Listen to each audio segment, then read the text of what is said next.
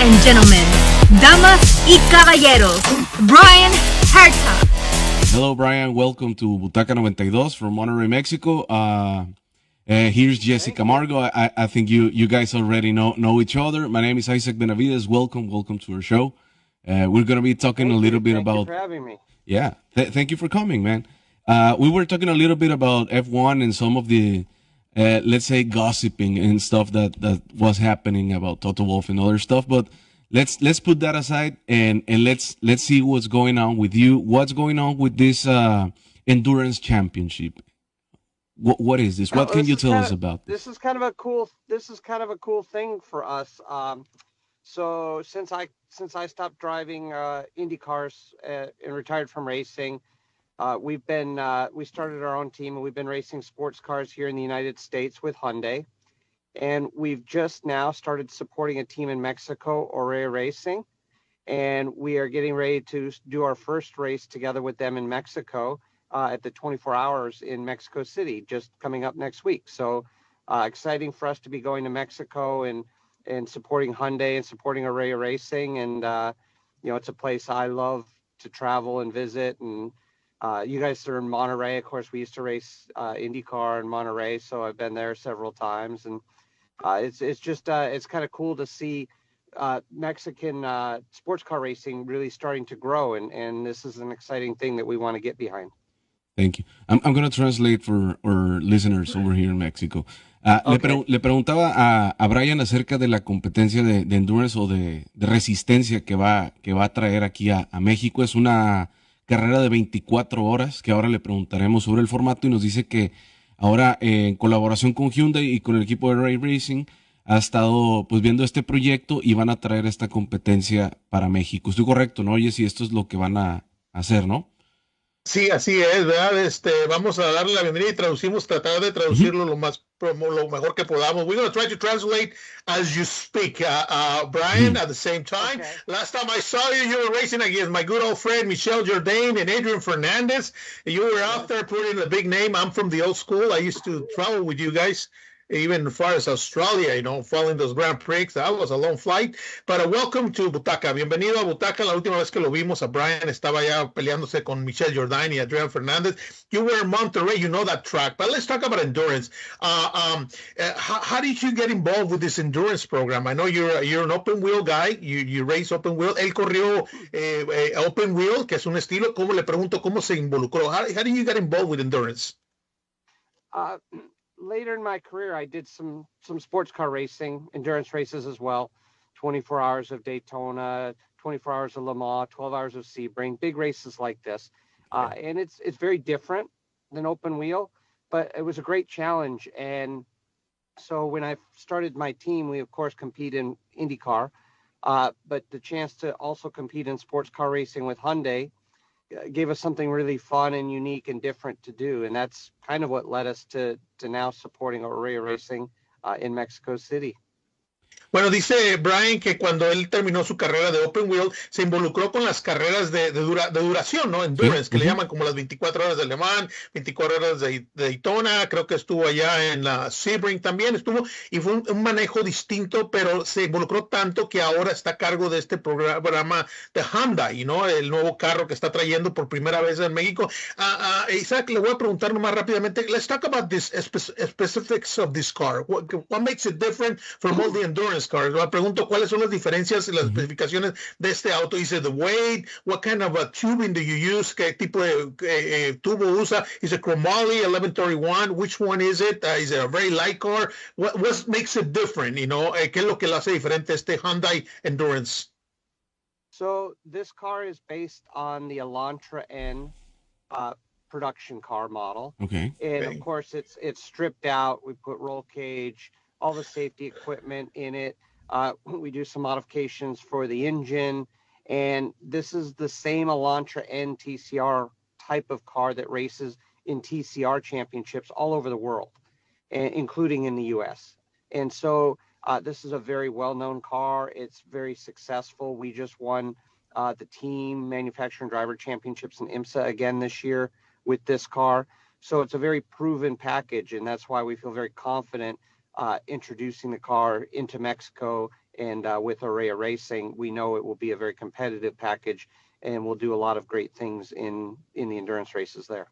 Lo traduzco rápidamente, dice que este carro está basado en el Elantra que sale en producción, Isaac. Es el carro que lo venden. Obviamente le quitaron todas las casas, todas las partes y lo construyeron. Le pusieron un roll cage adentro, lo hicieron, pero trae muchos proyectos en desarrollo y lo hace un auto pero muy competitivo. Y por primera vez viene a México, viene a competir a las 24 horas de México y ya lo están tomando en consideración. Do you think you are the edge on endurance? ¿Estás en la punta del autos de endurance with this new Hyundai? Is that what you're telling us? You think you have the edge here? ¿Estás en la punta de los carros de endurance con este Hyundai?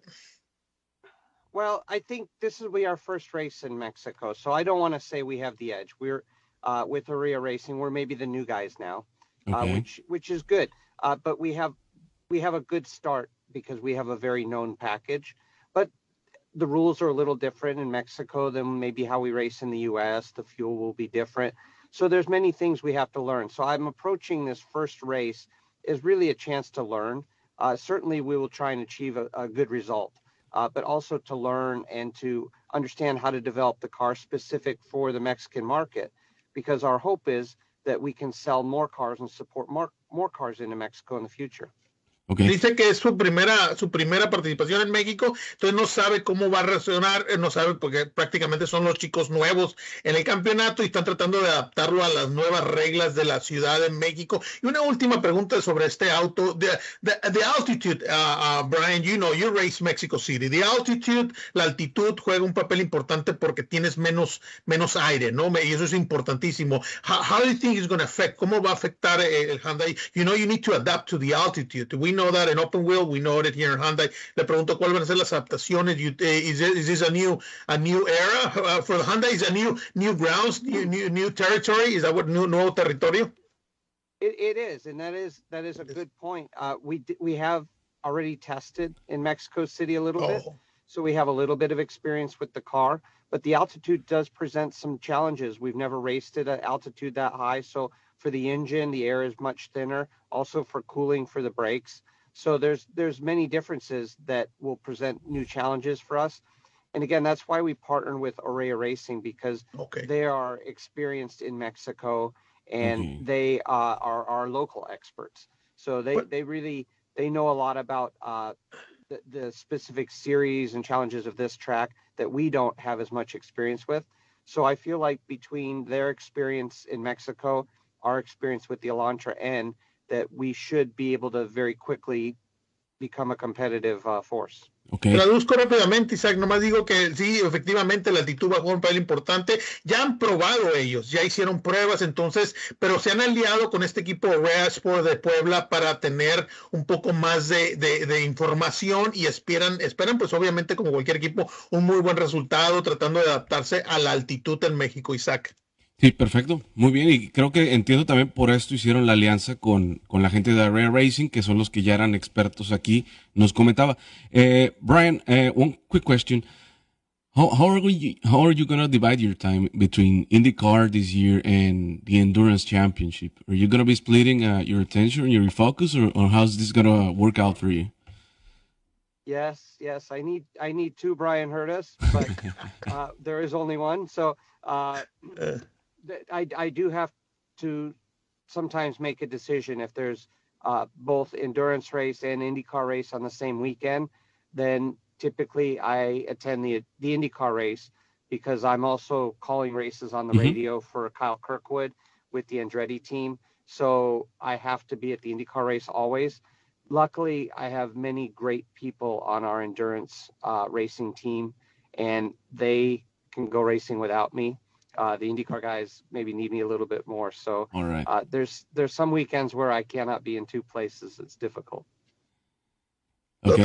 Muy bien, nos comenta Bryan, le preguntaba sobre cómo se va a dividir entre la IndyCar y el campeonato de Endurance, ya que pues va a estar participando en ambos. Entonces menciona que sí, que va a necesitar de dos Bryans, y para esto pues en algunas carreras podrá estar en las dos y en otras tendrá que pues a lo mejor echarles más la mano ahí en la IndyCar, que es donde lo pueden requerir un poco más, ya que en la parte de endurance tienen un poco más de apoyo ahí donde hay gente muy preparada y pues a lo mejor no necesitan directamente de él. Bryan, for those that don't really know how this format of a race, this endurance race works, what can you tell us about, like, what are the steps to go into? Like, it's 24 hours. How many drivers? Is there a reset, or I don't know? How are you guys planning to do this here in Mexico? So, 24-hour race is a really difficult challenge because there's so many things that can go wrong in that amount of time, and you have multiple drivers. So usually three or four drivers share the car. They take turns. You drive for maybe 2 hours or something like this. Then the driver gets out during the pit stop when we're putting fuel in the car and changing the tires. We're also changing the driver. So there's a lot of strategy to when you put which driver in, and throughout the entire race, there's just so many cars on track. There'll be a lot of cars on track, and unlike IndyCar, where it's all Indy cars, in endurance racing we have different classes of cars. So you'll have faster cars, and then you have slower cars all together on track. So you have a lot of traffic, and so it's very exciting. And if you like racing in Mexico City, but you haven't seen an endurance race, come out next week to Mexico. Come out to the track and check it out. I'm going to be there myself with our team helping to support Ahora Racing, and I'm really looking forward to being part of the event. Thank you. I'm going to translate for the people listening to us. Le preguntaba a Bryan cuáles las particularidades sobre estos campeonatos de 24 horas para poderlo entender más, y me comenta que sí, que una de estas es que primero pues se necesitan de 3 a 4 pilotos para poder correr las 24 horas por auto. Muchas cosas salen mal, así que tienen que estar preparados pues todo el equipo de ingenieros y demás para atender cualquier cosa que se requiera, que hay carros distintos, hay muchos carros dentro de la pista y unos son pues más rápidos, otros son a lo mejor más de agarre o de curvas y todos son muy distintos y cada quien lleva su propia estrategia, así que en este caso pues sí, estas son partes de las particularidades. Lo que nos menciona es que él va a estar en esta carrera en Ciudad de México y que si usted nunca ha presenciado una carrera de 24 horas, pues esta es una perfecta oportunidad y ya de aquí después se puede ir a Alemán, a Daytona y a todas las otras. Eso ya lo metí yo, eso no lo dice, pero les invito yo para que después vayan. All right, thank you, Bryan. Jesse, any other questions? Are you going to jump behind the wheel? I mean, once a driver, always a driver. Le pregunto si se va a animar a subir detrás del volante. It's very hard as a driver. It's very hard to just watch the races. Believe me, I lived through that, you know. And es muy, le pregunto si se va a animar a subirse. Le pica estar detrás del volante cuando eres piloto. No, what's your opinion? Are you going to do it? No, too many gray hairs now. Too many gray hairs. Hey, look at it. Yeah. No, I love racing and I love competing as a team owner now. My time as a driver is over, and I feel very lucky. I got to race in a great era in IndyCar and Champ Car with great Mexican drivers like Adrian Fernandez and Michel Jourdain and so many others, Mario Dominguez. I have a question for you. Yeah. You know, we have the new Mexican hero, Pato Award. Oh, yes. When are we going to come back to Mexico with IndyCar? Yeah, Monterrey, bueno, primero, let me translate real quick. Dice que no, que ya hay muchas canas en el pelo de Bryan, que su tiempo como piloto ya se acabó. Y me pregunta inmediatamente el nuevo héroe Pato Award, la patomanía, ¿no? ¿Cuándo vamos a regresar a la IndyCar a México? Well, we have thought about it. We have. I'm here in LA, so I get involved a lot with IndyCar. I follow you guys all. I'm very good friends with David First over there in IndyCar and the new era of IndyCar. Le digo que sigo a la IndyCar. We're discussing it. Hopefully we can bring it. If it's not Mexico City, because they already got a Formula One, bring it to Monterrey, they have a great track. You know, Forsyth built a real nice track. They use it for jogging now. It's being used for jogging in the morning. Estamos hablando de la posibilidad de que venga IndyCar. Let me ask you about IndyCar. How do you see, now that you touch IndyCar, how do you see IndyCar for 2024? You know what's going on? There's 3 races in F1 in the U.S. How was the response of IndyCar, which is a great championship? I'm from the old school. I'm from Andrew Craig era. When Paul Tracy, the 150,000 people in Monterey, we went to Gold Coast. Man, that was a 17-hour flight. That was far. Anyway, but le digo, desde la vieja escuela, cuando estaba Andrew Craig, I'm pretty sure IndyCar is watching this. Estoy seguro que la IndyCar está viendo esto. What's the plan? I know you're not inside the organization. Tú no estás dentro de la organización, but I know you probably have a little bit of feeling of what's coming for this 2024 season. I can tell you, having raced in such a great era in IndyCar myself, that I feel like right now is the most competitive it's ever been. It's so close, and there's so many good teams and good drivers that to win a race is harder than it's ever been. And it's just very exciting to see the sport doing really well competitively. And we just want to see it continue to grow. That's why I said, let's go to Mexico. Come on, let's do it. Dice que espera ver este año que es muy competitivo, es muy difícil ganar la IndyCar, lo cual hemos platicado ampliamente aquí, Isaac, y sí espera competir, que es el mejor momento para IndyCar, y dice precisamente porque ve el crecimiento, ¿por qué no vamos a México? Let me ask you this, Colton, we all know who Colton is now, Colton Herta, he made a name for himself. He's no longer the Bryan Herta son. He's Colton Herta, you know what I'm saying? So, ha hecho su propio nombre, Colton Herta. Ya no es el hijo de Bryan Herta. He's Colton Herta. He made an approach last year or this year to go into F1. He didn't make it. However, he's doing pretty good in IndyCar. Do you see him? ¿Lo ves a él? Do you see him going into F1? You're his dad. I'm pretty sure you talk this thing over Thanksgiving, Is he thinking of maybe going over to Formula One? How do you feel about him going to Formula One? ¿Cómo se siente él de ir a Formula 1? I'd say our family, our first love is always IndyCar. Okay. All right. And so he's in a great team, in a great position in IndyCar, and I love watching him compete and seeing him do so well. But Formula One is Formula One. And I think any driver, if given an opportunity, would love to see what the challenge is like and to test themselves in that environment too. So I think if he ever had a real opportunity, and maybe, we see a lot with Andretti trying to make into Formula One, if they can make it, then maybe there'll be a chance for Colton. But, he's in such a good place right now too with IndyCar that he's very happy getting to race in the Indy 500 and all these great events. So we'll see, but for the moment, his focus is to achieve some big things in IndyCar, to win more races, hopefully to try and win a championship, try to win an Indy 500. Muy bien. Bueno, dice que su amor de su familia siempre será IndyCar, que sí, obviamente que cualquier piloto, si se le abren las puertas de ir a Fórmula 1, sería ir a la Fórmula 1, pero su familia va directamente a Indy. Parece que perdimos ahí la conexión, no sé si todavía nos escuche, pero afortunadamente dice que está en un muy buen equipo, muy buena posición y está queriendo seguir y continuar con el trabajo que tiene dentro de la IndyCar. Así es que ya tienen la respuesta aquí de Bryan Herta, Isaac. Yeah, perfecto. Bryan, I saw a video of Colton driving your old open wheeler, your old kart on the racetrack. How is it? How does it feel to watch your son getting into your old car? I don't know, hey, be careful with this. It sometimes does this. It's not like the new cars or something. How was it for you? So it was incredible. Colton found my first IndyCar win, my car from 1998, the Shell IndyCar. And he bought it and gave it to me as a gift for my birthday this year. Oh my God. It was a big surprise, incredible. And so I decided to surprise him at the end of the year.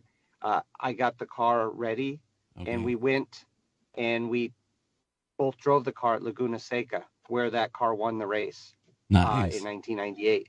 And so he had a chance then to drive this car that it was 2 years before he was even born. So to experience the IndyCar from that era and see how it's different from the IndyCars now, I think there was a lot of things that were different, but I think he was surprised there was a lot of things that it still felt like an IndyCar. It still felt a little bit familiar. And maybe that was kind of cool that the heritage of IndyCar, the experience for a driver is still there. Thank you.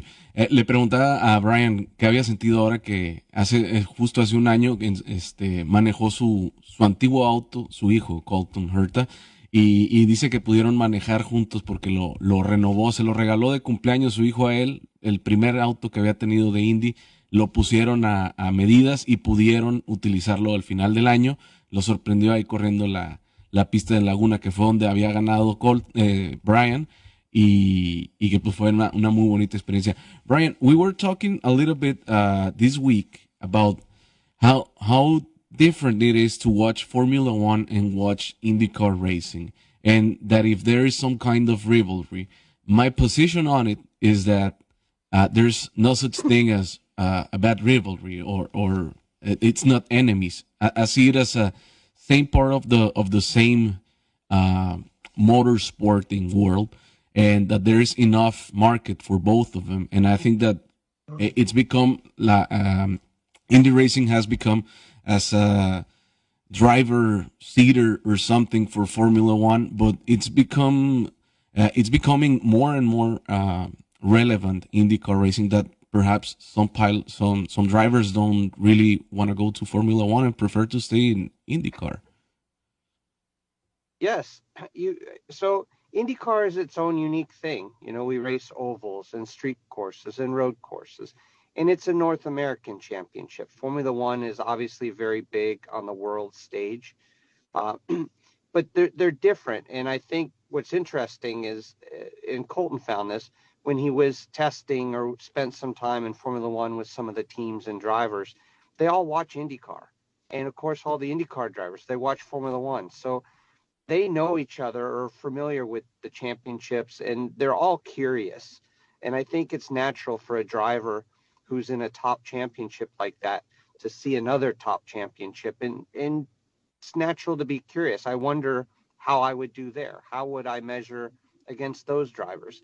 And I think you see that. You see drivers come from Formula One, come to IndyCar, like Marcus Ericsson, who's a new teammate for Colton this year. And he says, I'm happy here. I prefer IndyCar.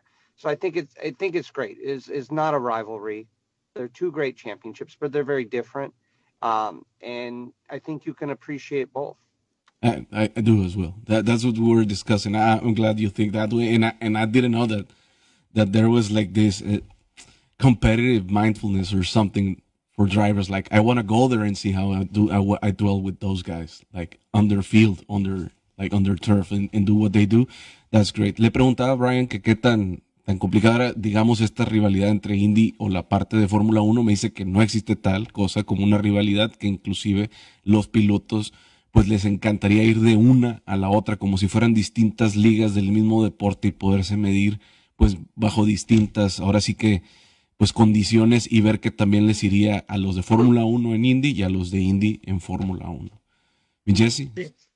Quiero agradecerle a Bryan porque sé que tiene el tiempo medido. I want to thank you for this interview, this space that you made out for us, and please keep us informed about this new program. I'm very curious about this endurance. How big is the championship is going to be in the U.S.? Is the 24 Hours of Daytona, Sebring, is that part of your program? Le pregunto que nos mantenga informado de su campeonato de endurance. Estamos muy curiosos de saber. Le pregunto si incluye las 12 horas de Sebring y también si incluye las 24 horas de Daytona. Is that part of your program, Bryan? Yeah, so we race in the IMSA series. Okay. We race in the Michelin Pilot Challenge Championship in IMSA, which races in Daytona, in Sebring, and all these big events. So we're part of all those weekends. And so we're excited because, Mexico has a great passion for motorsport. And to see a championship like this starting to grow and take hold in Mexico, maybe 24 Hours of Mexico City could be a name that you hear like Daytona 24 or like Le Mans 24 in the future. So we want to be part of that, and we want to support that.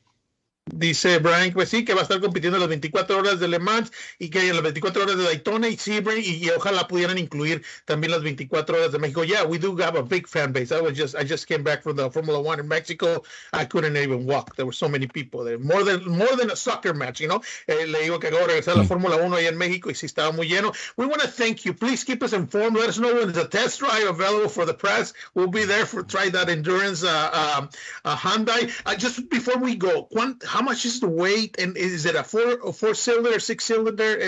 ¿Cuánto pesa el auto y es un 4 cilindros o 6 cilindros? 6 cylinders. Okay, so it's a 4-cylinder, 2.2 liter, 2-liter motor, 2-liter motor. They're all 2-liter motors, and in TCR, and they put out about 340 horsepower. Front-wheel drive. Front-wheel drive, which is unique in racing. But it's very close to the road car, but obviously a racing version. Okay. And that's why Hyundai really supports and likes. They can demonstrate the performance of their Elantra N to the public by showing we can put on a racetrack against these other great brands and race very competitively. Bueno, dice que es un 2.0, 4 cilindros, 380 caballos de fuerza con dirección frontal. Así es que es algo nuevo y unique para las carreras de endurance. Brian, we want to thank you once again. Please keep us informed through your people over there all year, how you guys doing through the season. And I'll see you at one of the IndyCar races. We can talk more about bringing the IndyCar into Mexico. Let's get the Penske people involved with this. And let's do we have a speedway over there in Monterrey, which is, you've been there, you know, and it's unbelievable, you know. Let's do it. Thank you all for having me very much. I really appreciate. And, I want to thank again Ahora Racing for welcoming us into Mexico. And we can't wait to see what happons next. Thank you very much. Ahí acaba de dar las gracias a Ahora Motorsports, Isaac, y pues se despide y le agradecemos a Brian, ¿verdad? Thank you, Brian. Thank you for coming.